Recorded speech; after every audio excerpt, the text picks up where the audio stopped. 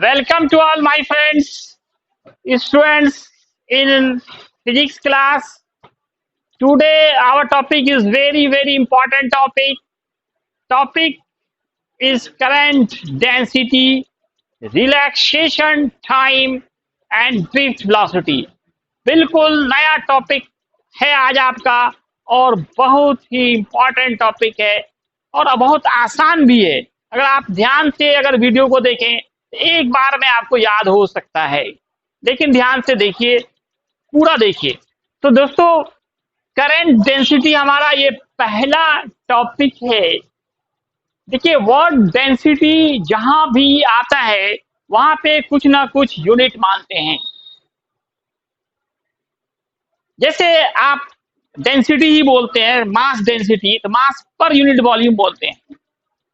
तो यहाँ पे करंट डेंसिटी है, तो the electric current passes through per unit cross sectional area is called current density. Current density क्या है? इलेक्ट्रिक करंट है जो पास होता है per unit cross sectional area से।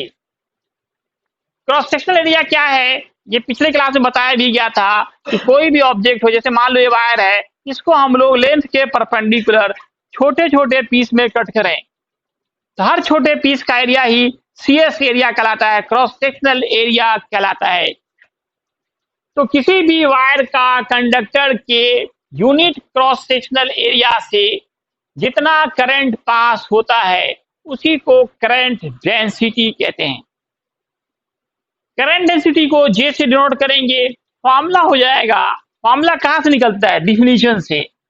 करंट, तो करंट लिखा, कौन करंट है? इलेक्ट्रिक करंट ही है, शॉर्टकट में करंट लिखा है, तो आप पूरा लिख सकते हैं ई करंट, इलेक्ट्रिक करंट। अब बाई क्या? पर यूनिट, तो क्या करेंगे? एरिया से डिवाइड करेंगे, तो बाई क्रॉस सेक्शनल एरिया होगा। तो जे का फॉर्मूला हो गया आई बाई ए। अब आपको यूनिट निकालना है, तो करंट का यूनिट आपको मालूम है, एम्पियर होता है। एरिया का मीटर स्क्वायर, तो यूनिट हो गया एम्पियर पर मीटर स्क्वायर या ampere metre inverse two. Dimension की बात करें, करंट का डायमेंशन आई होता है, मीटर है, लेंथ हो गया इसका एल स्क्वायर, मीटर की जगह पे लेंथ स्क्वायर है तो स्क्वायर दिया, डायरेक्ट आप एरिया का जानते हैं एल स्क्वायर होता है, और ये +2 ऊपर लाए -2 हो जाएगा और आई होगा। अच्छा, आई की जगह पे कभी कभी देखिएगा ए भी लिखा रहता है, क्योंकि करंट का दोनों डायमेंशन होता है, आई भी और ए भी।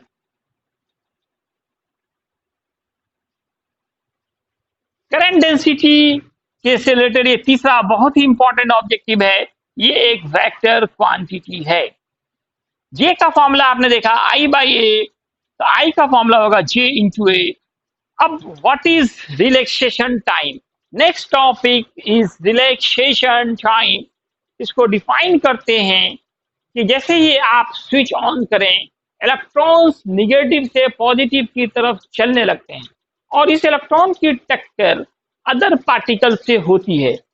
अब जैसे ही एक टक्कर हुआ, अगला टक्कर थोड़ी देर के बाद होगा। वह जो टाइम गैप है दो टक्कर के बीच का, उसी को हम लोग कहते हैं रिलैक्सेशन टाइम। डिफाइन करते हैं the time gap between two successive collisions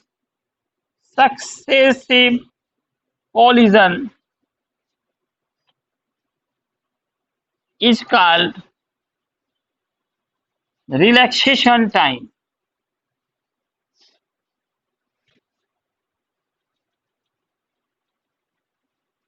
The time gap between two successive collision, दो लगातार टक्कर के बीच, एक टक्कर हुआ, अगला टक्कर थोड़ी देर के बाद होगा, कुछ तो टाइम गैप वहां पे होगा, उसी का नाम होता है रिलैक्सेशन टाइम। इसको टॉ से डिनोट करते हैं, it is denoted by toe. Relaxation time को डिनोट करेंगे टॉ से।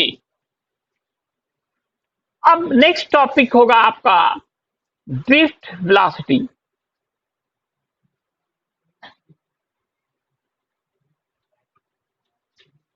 हिंदी में इसका नाम होता है अनुगमन वेग। अनुगमन वेग।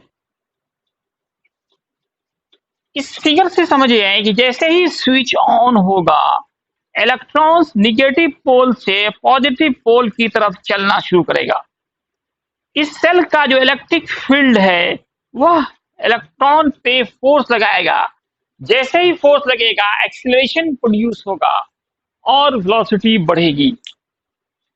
वेलोसिटी बढ़ेगी, लेकिन लेकिन लेकिन वहां पे टक्कर होगा, उस टक्कर से वेलोसिटी घट जाएगी। तो टक्कर से पहले पहले इलेक्ट्रॉन जितनी वेलोसिटी गेन करता है, ड्रिफ्ट वेलोसिटी को डिफाइन किया जाता है, एक लाइन का डिफिनेशन है, the velocity gain by electrons in relaxation time. दो टक्कर के बीच का टाइम गैप क्या कहलाता है?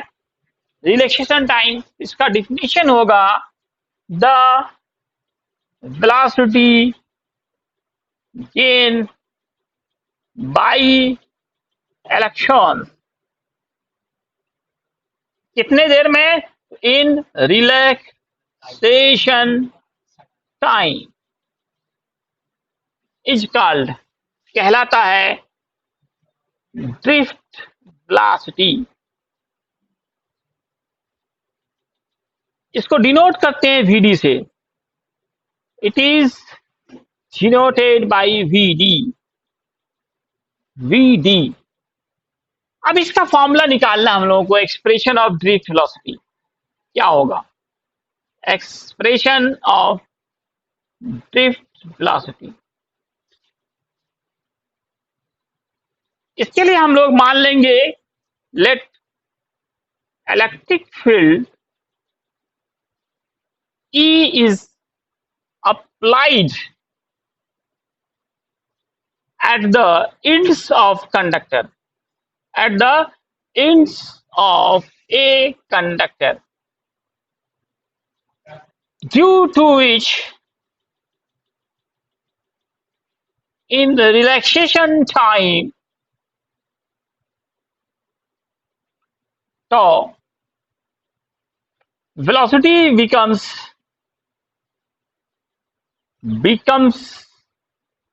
Vd from 0। तो इलेक्ट्रिक फील्ड लगा रहे हैं आप, कितना E, स्विच ऑन किया तो ये जो कंडक्टर है दोनों एंड के बीच में इलेक्ट्रिक फील्ड लग गया।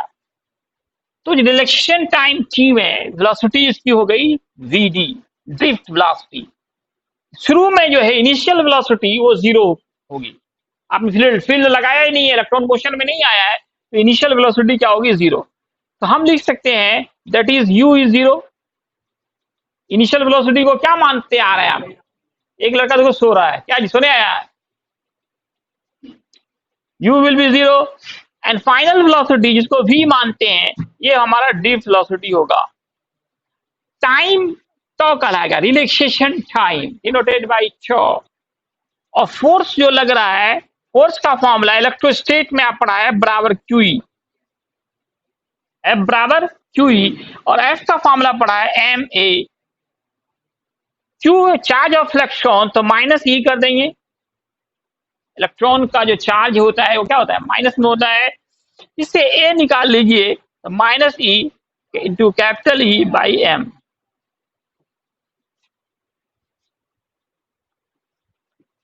अब हमको निकालना क्या है? VD, यही ना, इसी का फॉर्मूला चाहिए ना। तो V बराबर क्या होता है फॉर्मूला? U plus AT। यही छपाई मशीन, पेन छोड़ो सुनो। V के जगह पे क्या डालेंगे? V के जगह, V का क्या माना है ये इतना भी नहीं पता है छापने के चक्कर में। V के जगह पे क्या लिखेंगे? VD। U के जगह पे क्या लिखेंगे? 0।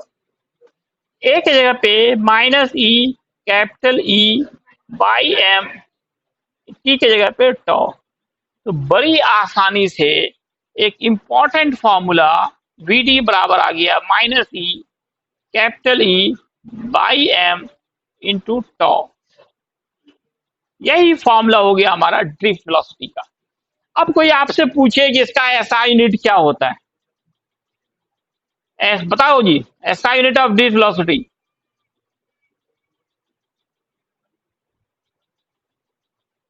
कोई, एनीवन? हद हो गया यार, वेलोसिटी का क्या यूनिट होता है? मीटर पर सेकेंड? ये भी भूल गया। डायमेंशन क्या होगा?